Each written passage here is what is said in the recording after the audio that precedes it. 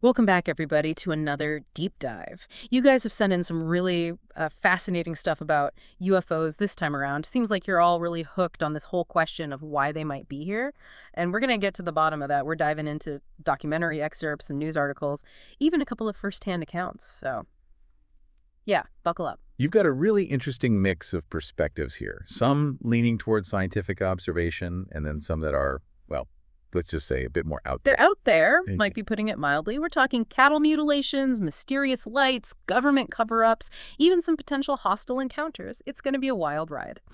So let's just jump right into it, starting with this unnamed whistleblower featured in this documentary. He claims the U.S. government has recovered alien technology. And get this, they've been studying it for over 50 years. Wow. He even says he can lead investigative journalist George Knapp, who you might know, to one of these secret locations. But he wants proof that Knapp is legit first.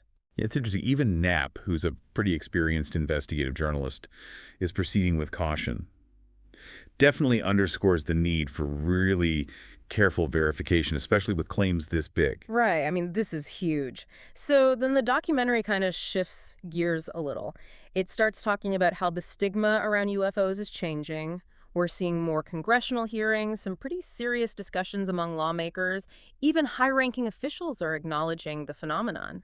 It seems like this shift is definitely connected to the government being more transparent lately.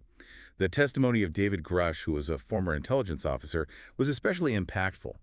He was alleging that there are these crash retrieval and reverse engineering programs. Right, right.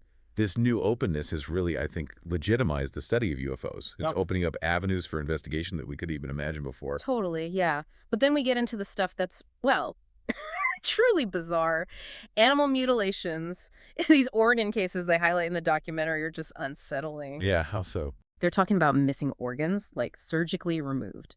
These really precise cuts, no blood at the scene, undisturbed remains around the bodies. Even cattle in the area are showing signs of fear. And it gets weirder. These cases are still unsolved, even with a $25,000 reward for info. It's really strange that scavengers won't even touch the carcasses. Like something is off, right? Almost unnatural. Yeah, it's creepy.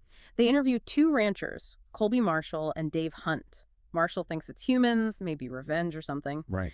but Hunt is convinced it's aliens. It's amazing how differently people can interpret these events. Totally. Without solid evidence, we're stuck with speculation and personal beliefs. And to make things even more interesting, they bring in this guy, Colm Kelleher. He's a biochemist and a real expert on these mutilations. He calls it a ritualistic display of raw power and finesse. He even suggests it could be a form of psychological intimidation. Whoa. That's kind of scary, if that's true. I know, and you know what? It gets even more intense. The documentary takes us to Colares, Brazil. Back in 1977, people were reporting attacks and injuries by UFOs, and according to Tiago, this Brazilian researcher, those attacks are still happening today. Wow. So not just strange lights and animal deaths, Right. actual attacks. Right? This case, if it's true, really throws a wrench into that idea of UFOs being harmless. For sure. Makes you think about the potential danger. To break down what was going on there, they bring in this expert, Bernice Flygirl Armour, a former Marine helicopter pilot and police officer. I mean, talk about someone with a unique perspective. Definitely someone who knows a thing or two about aviation investigation. Absolutely. They go into the details from these Colares accounts, and Armour is pointing out just how crazy the capabilities of these objects seem to be. They're making these 90-degree turns at insane speeds, like exceeding 35,000 feet per second. I can't even imagine. Me neither. That kind of tech didn't exist back in 77, and honestly, it still doesn't exist today. Right. It makes you wonder how far ahead of us they might be, if it's even real. Exactly. So after going through all this evidence and testimony, the documentary brings us back to that big question. WHY. They explore a bunch of possibilities. Maybe they're watching our military, studying our food, trying to understand us. Maybe they're collecting info for something we can't even comprehend. Or maybe, and this is where it gets creepy, it's something much more sinister. It's a lot to process, for sure. It seems like even with all this investigation, the why is still a mystery. Yeah, it really makes you think. If these things are really intelligent and have tech that's so advanced, what does that mean for us? Where do we fit into all this? That's the question, isn't it? It's almost too much to think about. It is. It really is. Man, those alleged attacks and Colares are really hard to forget. Makes you think twice about those cute little alien cartoons, right? Yeah, definitely a different vibe. And, It's unsettling that Tiago thinks those attacks are still happening. Yeah, that's what gets me. If those stories are true, it's almost like they're flexing, you know? Maybe even a warning. Right. Like a show of force. Exactly. Especially when you think about how often UFOs are seen near military bases and nuclear sites. Yeah. Why do you think they'd be interested in those places? Well, maybe they're checking out our weapons, you know? Seeing what we're capable of. It's a popular theory. Maybe they're monitoring us, like assessing the threat level. Yeah. Or maybe, and this is a little darker, maybe they're worried about us blowing ourselves up, especially with all the nukes, you know? I guess. But if they can travel between stars, wouldn't their tech be way beyond ours? Would they really care about our little bombs? That's a good point. Maybe it's not the weapons themselves. Maybe they're studying how we act, you know, our capacity for violence, but also for peace and cooperation. So it all comes back to that big question, doesn't it? WHY, what are they really after?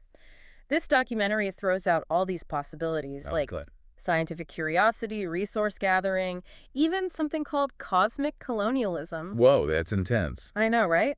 Each scenario has some pretty big implications. For sure. Let's start with the science angle. What if they're just here to observe? Like the way we study animals in the wild. That's a more peaceful idea. Definitely less scary than some of the other options. Yeah, for sure. But then there's resource gathering. If that's their goal, things get a little more complicated. How so? Well, it makes you question their motives. Are they just passing through, or are they here to stay? And what would that mean for our planet? Right, yeah. And then there's cosmic colonialism. That sounds like something out of a movie, honestly. I know, right? But is it really that crazy of an idea? I mean, think about human history. More advanced civilizations have often exploited weaker ones. What if the same thing happens on a cosmic scale? It's not a fun thought, but it's possible. Right. It makes you wonder what would happen to us. Would they take over, kick us out? Would we even survive? Those are some pretty heavy questions. Unfortunately, we just don't have the answers yet. Yeah, it's all speculation at this point. But hey, maybe there's a more optimistic possibility. What if they're here to help us? To guide us or share their technology? Like a cosmic helping hand. Right. It's a nice thought. Maybe they see us as a young species with potential. Like we need a little guidance. It's possible. So if they're watching us, what are they waiting for? Who knows? Maybe they have a strict hands-off policy. Or maybe they're afraid of what would happen if they showed up too soon. Makes sense. It's a lot to wrap your head around. With so many unknowns, how do we even begin to approach this responsibly? I think the key is to stay open-minded, but also be critical. We need to consider every possibility, but stay grounded in facts and logic. We can't just jump to conclusions, you know, especially with something as big as this. So basically, we need to be careful about what we believe. Exactly. There's so much misinformation out there, especially online. We need to check our sources, be skeptical, and be aware of our own biases. It's like a minefield of crazy theories and wild speculation. It is. But that's also part of what makes this so interesting, right? It forces us to think critically, to question everything. That's true. To expand our understanding of the universe Yeah. and our place in it. It really makes you realize how much we don't know. It's exciting, but also a little scary. I agree. But that sense of wonder, that curiosity, it drives us to explore, to investigate, to search for answers to these big questions. That's a great way to put it. Well said. Speaking of exploration, let's dive into some actual UFO sightings and encounters. Wow, we've really gone down the rabbit hole with all this. Yeah. From alien autopsies to government cover-ups to maybe even, like, cosmic landlords. It's a lot. It is. So I'm curious about some of the specific cases out there. This documentary talks about the Tic Tac incident, where those Navy pilots saw that weird oblong thing. It seemed to break all the rules of physics. Yeah, that one's really interesting. What makes it so compelling is that it was on multiple radar systems. And you've got these highly trained observers, not just random people. Right, these are Navy pilots. They know what they're looking at. Exactly. It's considered one of the most credible sightings we have. It definitely got people talking. Oh, yeah, for sure. It really brought UFOs back into the mainstream conversation. And then there are those Pentagon videos, those leaked ones. The ones with the triangular objects zipping around. Those are pretty wild. Those really shook things up, didn't they? Absolutely. Especially since the Pentagon confirmed they were real. Yeah, that was a big deal. It's crazy to think that for so long the government was just brushing this stuff off. Like it was all hoaxes and weather balloons. Right. Now they're admitting there are things up there we just don't understand. It's kind of a big deal. It is. It means we might not be alone. And it might mean we need to rethink how we approach national security. So after all this, All the experts, the evidence, the possibilities. What do you think is the most likely explanation for all this? Hmm, that's the million-dollar question. And to be honest, I don't know. I don't think anyone does, not really. It's just so complex, so beyond what we know. It would be irresponsible to jump to conclusions. So we're left with more questions than answers. For now, yeah. But that's part of what makes science and exploration so fascinating. The unknown. It drives us to learn, to challenge what we think we know. It's a journey. It keeps us curious. Exactly. And maybe someday we'll have those answers. But until then, we have to stay curious, be a little skeptical, and most importantly, be open to the possibility that there's so much more out there.